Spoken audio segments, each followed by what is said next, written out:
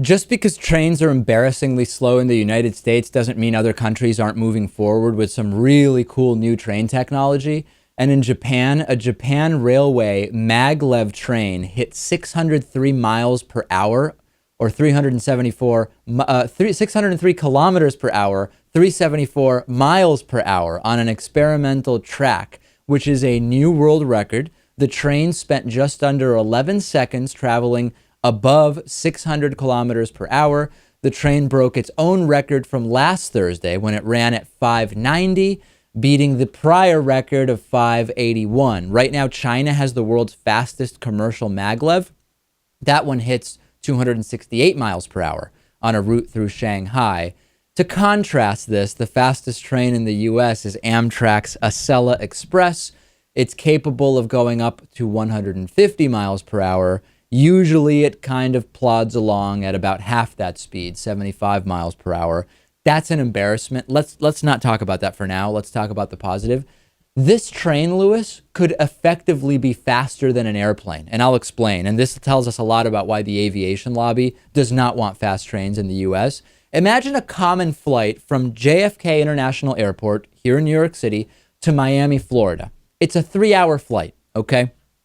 Flight miles is usually just under 1,1090 flight miles. If you consider you need to arrive at the airport an hour early, although people often arrive even earlier than that. It takes 15 minutes to taxi and get off of the plane when you land. If you check baggage, that's another 15 minutes to get to baggage claim and wait for your luggage. You're talking about 4.5 hours. That's an effective travel speed of 242 miles per hour.